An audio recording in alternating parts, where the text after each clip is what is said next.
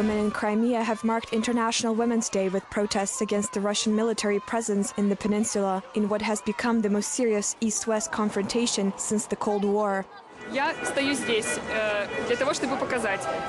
I'm here to show that not all Crimeans want Crimea to be part of Russia. Not everybody agrees with this. There are many Ukrainians who see the future of Crimea in Ukraine.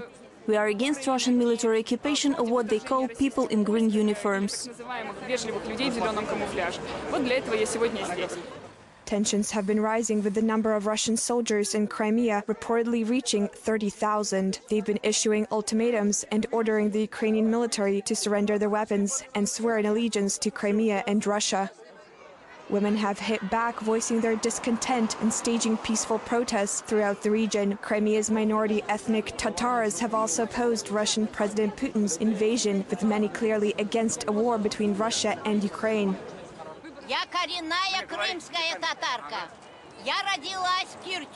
I'm Crimean Tatar, born in Kerch. My motherland is Crimea and I don't want war. I want peace on my land. I want our kids to live on their own land and in peace.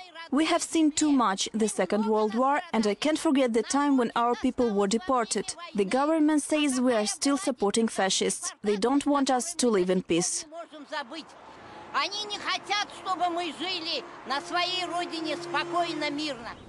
The Crimean crisis follows the protests which started last November in Kiev and which have resulted in the overthrow of President Viktor Yanukovych last month. Many in the peninsula do not recognize the new pro-EU government which has been installed in Kiev with a referendum on a possible move by Crimea to join Russia set for March 16th.